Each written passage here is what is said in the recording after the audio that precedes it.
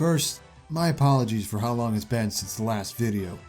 A lot of real-life stuff blindsided me at the worst possible time, and it's made it difficult to make the progress I've wanted. Things are probably going to be slower going still for the near future, but rest assured, I want to get as much content out as I can once I feel less handcuffed. But for now, let's talk about something that gave us all a chance to take action. For all we talk about Smash characters and who has what chances of joining each game, the truth is, ultimately we don't have much direct say in who makes it. Most of the time, those calls are made by Sakurai and by his team after long and probably heated debates over who makes the most sense given the circumstances or who would bring the most interesting new ideas to the roster. But in April 2015, that changed. The newly revealed Smash Ballot gave each and every one of us a chance to nominate a character we wanted to see join the fight. It was shocking, unprecedented, and with reactions to match. It was the first time we'd ever had a direct input in who could make it. Such a surprise that, well, a lot of people freaked out and overreacted. There was a lot of talk of how we can make them add anyone, or now Sakurai has to do what the fans really want, usually spoken by someone who was projecting their own desires onto the greater community. And with such a metaphorical opening of the doors, the forbidden fruit effect was out in full force. You remember that from last episode, right? Truth is, we were never really sure how the ballot was handled. Many assumed it was a straight vote where whoever got the most nominations was the winner and automatically got to be in. Others took a more cynical bend and called it a glorified suggestion box and said Sakurai would just add whoever he wanted anyway. We had a lot of questions and no real way to answer them, even after a certain Umbra Witch twisted her way into the fight and into low-level players' nightmares. From a development standpoint, I think it was some kind of combination of the two extremes. I think they rounded up a group of the top vote getters, and from there they went into their usual process of seeing what the characters could do, what interesting concepts they had, and who was even practical given the circumstances. I don't think the ballot was a lie, but I also know they'd know not to hard commit to the top vote getter because they'd have risked being stuck with someone they couldn't make work. Or worse yet, some meme character, because y'all know how the internet is sometimes. Out of the frontrunners they looked at, they probably had a lot of interesting ideas. But their concept for Bayonetta won out because of just how inspired it felt. For better or worse, fighting as her feels just like playing one of her games. Anyone else who didn't make it wasn't shunned or deemed unworthy, it was just a tough room. But this rumored Smash 4.5 raises an interesting question. Statements surrounding Smash Ballot did say the results would be taken into account for the future. So could they be planning on adding another newcomer from it to the Switch port? That brings us to our challenger today. Left out in the cold so far due to rough circumstances, but a potential frontrunner if his ballot results in history and Smash grant him a chance. Isaac is the first protagonist and a major figure in the JRPG series known as Golden Sun. The series boasts a grand and ambitious storyline featuring themes of alchemy, the classical elements, and a vast fantasy world that is inspired by our own. Isaac himself is an adept, someone who is capable of wielding a force known as, I hope I'm pronouncing this right, Synergy, a combination of the words psychic and energy, his world's unique brand of magic that allows him to manipulate the elements and perform superhuman feats. As a Venus adept in particular, Isaac is most attuned to the element of earth, allowing him to do such things as create small earthquakes, form earth into stones and spires, spur plant growth, and even move objects using pure willpower. And that's not just limited to fighting enemies. What makes Golden Sun stand out is how you can take the techniques you learn and use them in the overworld, towns, and dungeons to solve puzzles and find treasure. It's almost a cross between a traditional RPG and Zelda, and there's nothing else quite like it. Though he begins the series as a typical silent protagonist, Isaac's personality begins to shine through during his and his allies' journey to save their world, especially in the second game, where the player's viewpoint shifts and Isaac gets a speaking role.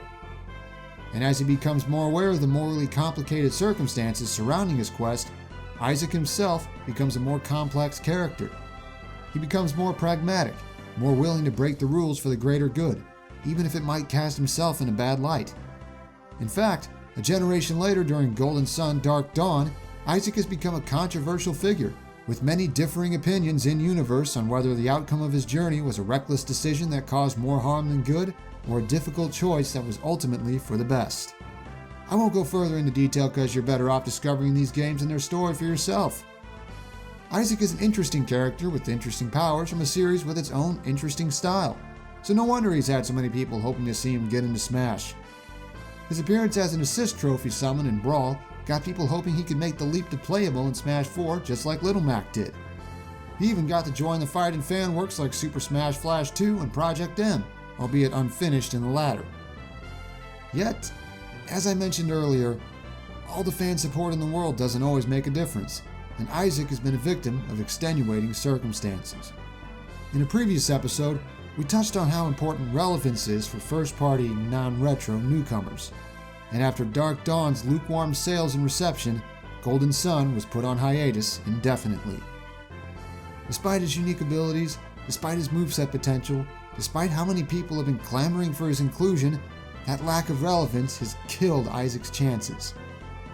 But if we do get another Smash Ballot pick, that might just be the opportunity he needs, because unlike many Ballot hopefuls, Isaac already has a history with Smash. His assist trophy role means Sakurai and his team are aware of him and what he can do. And even though he lost that role in Smash 4, there is still a new Golden Sun music track from Dark Dawn in the Wii U version, alongside the one from Brawl that stuck around. Isaac's prior presence in Smash, plus Golden Sun's continued presence even if only through music, are enough to make me think Isaac is one of the most likely choices for a second Ballot newcomer, alongside King K. Rool and one other who we'll go over another time. Sure, that's assuming we do get another Ballot pick, and that this rumored Switch version has newcomers at all. But it's still a gateway, a concrete path to inclusion that wasn't there 3 years ago. And who knows, Isaac may just be able to move every obstacle out of the way and finally fulfill his fans' dreams. And if that were to happen, what would Isaac be like in Smash? At his core, Isaac is more than a simple sword wielder, as he has equal skill with Venus Synergy and fights with both in tandem in his games. It'd only be natural to have him use both in Smash as well, which would make him a rare magic user and only the second Spell Sword character so far. His powers cover a wide range of Earth-based abilities, which is very different from our previous Earth-based challenger. Isaac brings a more varied and mystical take on the element, while Lycanroc wields it as a primal force of nature. And should such an unlikely scenario happen, they could both get in and both feel distinct from each other. As far as the sword goes, I've seen a lot of Isaac concepts, but most of them miss one big detail that'll help him really stand out. You see, the dinky little blades he's usually depicted with aren't actually his weapon of choice. Sorry, Smashified. Isaac actually prefers the longsword, one of the strongest weapon types he can wield in his games, and is, in fact, what he uses in his non-playable role in Dark Dawn's tutorial dungeon. And since most of Smash's swordsmen and RPG characters in general wield their ultimate or signature weapons, we've reason to believe Isaac would wield the Soul Blade, a legendary sword of earth and light that is, more or less, the strongest weapon in the Lost Age and Dark Dawn. We don't have a longsword wielder in Smash yet, and while that itself isn't an argument for Isaac's inclusion, it does mean his attacks with it would stand out that much better due to following a different school of swordplay. Isaac's alternate colors are, luckily, a little simpler. Like with Shulk, Isaac's clothes would change to match the color schemes of the 7 other adepts who join his party throughout the first 2 Golden Sun games. He'd also have an option for a character alt, but not fellow protagonist and Venus adept Felix due to their different builds. And also not the older version of Isaac from Dark Dawn for the exact same reason, even though that'd be pretty awesome. But Isaac's son, Matthew, a near spitting image of his father in his teenage years, would work as an alt. Isaac's playstyle would befit his abilities, a defensive zoner with a few tricks up his sleeve. He'd prefer to fight at mid-range, keeping opponents at arm's length and using the range of the Soul Blade, somewhere between the ranges of Marth and Cloud I'm thinking, to limit opponents' offensive options. He'd combine this with a handful of synergy techniques to control the stage, limit where opponents can go, and make it difficult for them to fight from a distance. Stat-wise, Isaac is built pretty typically for what you'd expect. But again, he gets more complicated once you've spent some time playing as him. He's pretty much fully grown like you'd expect from a 17-year-old, and falls in as a cruiserweight, with the same weight value as Mega Man and fellow RPG hero Shulk. His overall mobility is based on his stats in his games, where he's among the faster and harder hitting party members, but has middling at best defenses. His speed's been toned down a little here, but it still gives him above average movement overall. And just like with Lycanroc, his fast fall speed reflects his affinity with the Earth.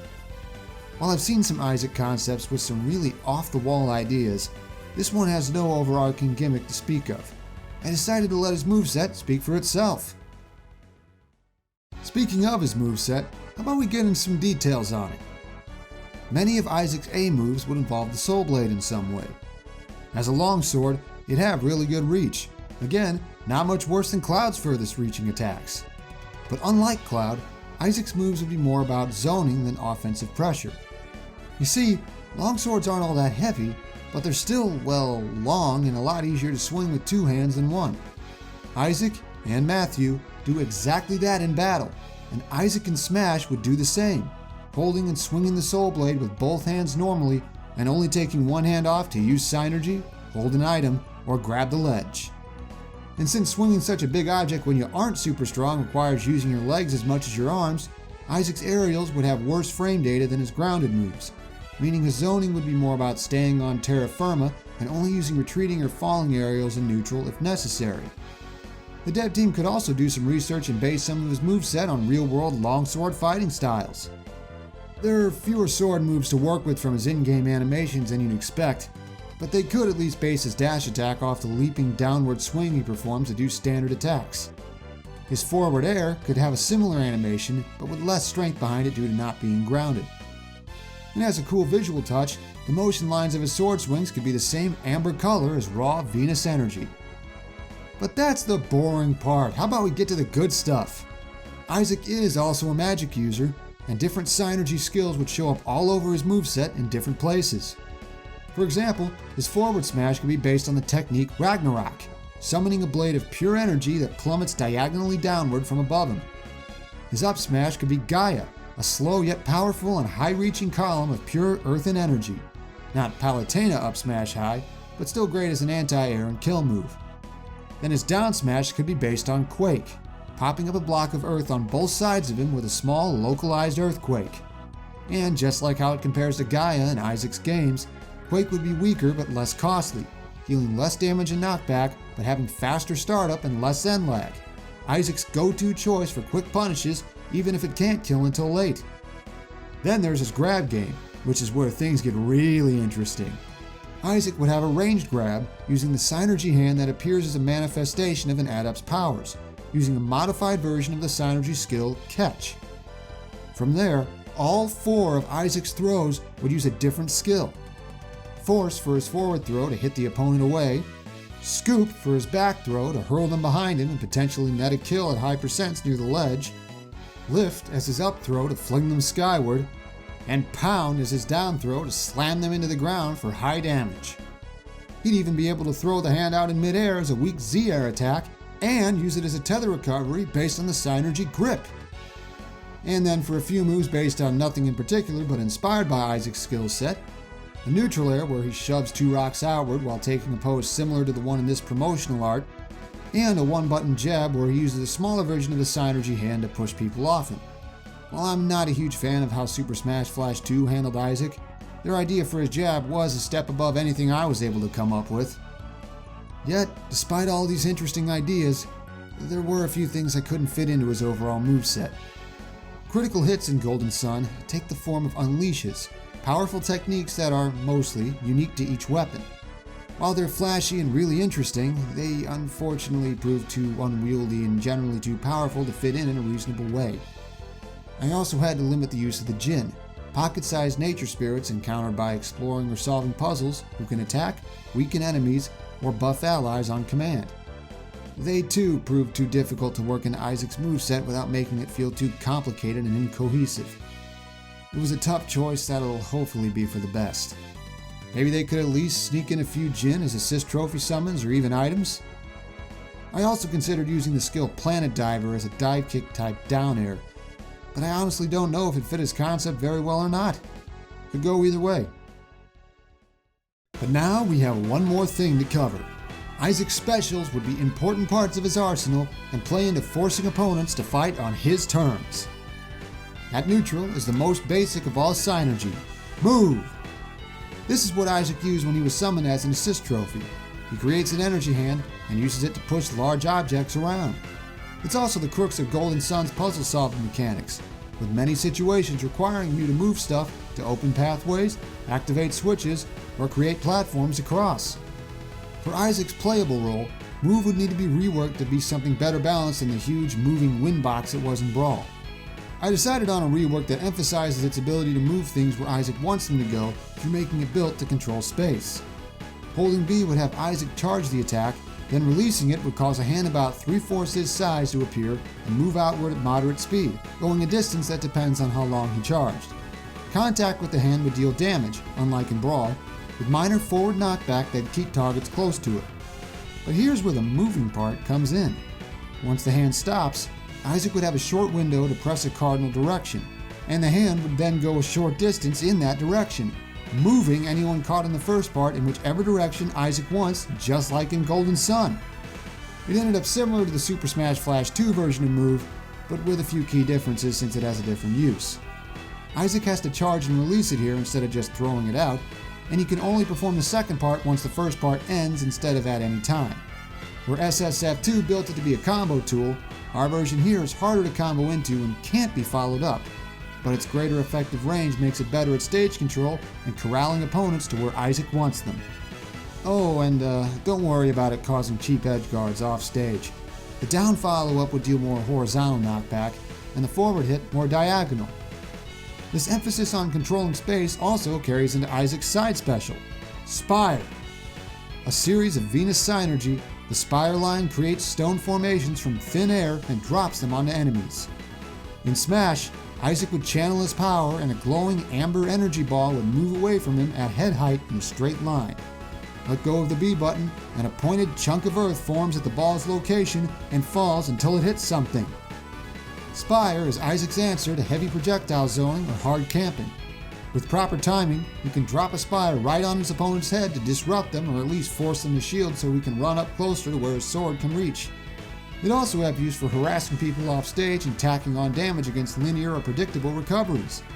But it'd be such a big commitment to use that it's not something you could just throw out in neutral without purpose. Isaac's Up special borrows from one of his utility moves, Retreat. A rare skill only learnable by Golden Sun's 3 protagonists so far, Retreat provides a quick escape from dungeons by dissipating the party into energy and reintegrating them safely at the entrance. Since you're intangible in that energy state, this would make Isaac the first sword fighter with a teleport recovery. Similar to other moves of its kind like Sheik's Vanish, Isaac would be able to influence the direction he travels in by holding a direction during its startup. And he'd even be able to travel further than other recoveries of its type, then put a weak magic hitbox around Isaac as he pops back into existence. So, what's the downside? Well, it'd be a little slower than the other teleport moves, and his energy would move in a visible arc to where he'll reappear, making it easier to react to as well. This would make using Retreat more about outsmarting your opponent off stage. You can't use it to bail out of trouble as easily, but if you get an opening, you're much more capable of getting to the ledge or back on stage. Rounding out Isaac's special moves is a rather interesting one, Growth. This one's a multi-purpose skill in Golden Sun, used in the field to grow vines to climb up, and in battle to sprout damaging thorns at an enemy's feet. Using this move would have Isaac focus his power and cause a small sprout to grow at his feet. Then as long as the sprout is still there, pressing down and B a second time anywhere makes it grow instantly into a semicircular mass of thorns that snares any opponent standing nearby and pops them upward. Growth is, once again, a way to control the stage and create a long-term threat. Place it somewhere your opponent likes to be, and now they have to be careful about going there. You'd also be able to combo it into a few of Isaac's faster moves if you're close when you activate it, but since any decent opponent will know that, and since the plant would have a limited amount of health like Villager's Tree, you'll need to take your opponent's knowledge of all of that into account. And for obvious reasons, you'd only be able to have one plant at a time, and you'd have to be standing on the ground or a platform to make it appear. So what about Isaac's final smash? Well, any Golden Sun fan could tell you about one more thing we haven't yet talked about, summoning. Channeling the leftover energy from using Jin, adepts can summon powerful elemental forces to assail all enemies for high damage and spectacular displays that push the game's systems to their limits. And what better way to incorporate that than using Judgment, the strongest pure Venus summon, as Isaac's ultimate attack. On use, 4 balls of amber energy would rise skyward, and the Avatar of Vengeance would appear in the background just like Palutena's projection in Brawl. Judgment would charge and fire a shot that'd travel upward and out of sight, then come down and land where Isaac was when he summoned him. Or if that was above a pit, then the next closest solid ground, with priority given toward whichever is closer to center stage. On impact, the shot would create a rapidly expanding energy explosion, dealing high damage to any enemy caught in the impact. Then one final outward blast would send them all flying and seal their fate. A good adept knows to summon only when the situation best calls for it. Judgment's impact on a match would hang on the Isaac player's timing and positioning. Place yourself right, especially on smaller stages, and there will be no escape. This is what Isaac can bring to Smash. A hero from a realm steeped in the themes and traditions of alchemy, he combines the reach of a longsword with the mastery of his world's unique brand of magic. Using his command of the earth, he controls and manipulates the battlefield as easily as he does to slay monsters and solve puzzles in his own games. The Soul Blade's range and his above-average mobility make Isaac a strong disjoint zoner and mid-range fighter, and his specials let him control the stage and prevent opponents from keeping away or moving around more than he'd like them to. Combine that with good damage output and kill power, and you have a very effective fighter. But Isaac's fast fall speed and poor frame data in the air make him susceptible to big combos and strings.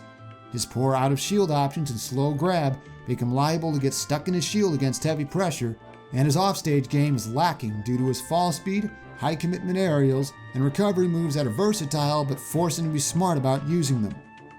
He's a really interesting character with a ton of potential, so much that I had to pick and choose what to include or risk his moveset being too cluttered. But so far, he's been held back by his franchise stumbling and going on hiatus at the wrong time. Could his history with Smash, combined with his strong Ballot support, be enough to circumvent it? Time will tell. Speaking of time, the clock is ticking on our next challenger. Though they've fallen out of relevance now, there's a chance this rumored Switch port could, instead of considering anyone new, go back and give another look to characters who were considered for the base version of Smash 4 and give a few of them a second chance. Our next challenger is someone who is probably among those who were looked at but fell short of the cut. Think about it for a while. I doubt it's your first guess. In fact, I've hardly seen anyone think about them in regards to Smash, even though they probably should have. Special thanks for this episode goes to Skyblade, one of my patrons and a huge Isaac fan who's been wanting to see this episode for a while. If you have someone you want to see join the fight, supporting me on Patreon will give you a direct feed to pitch character concepts, and if one of your ideas gets into a video, you'll get credit for it too. But for now, I'll see you next time. And hopefully these nightmares about Delzethin will stop by then.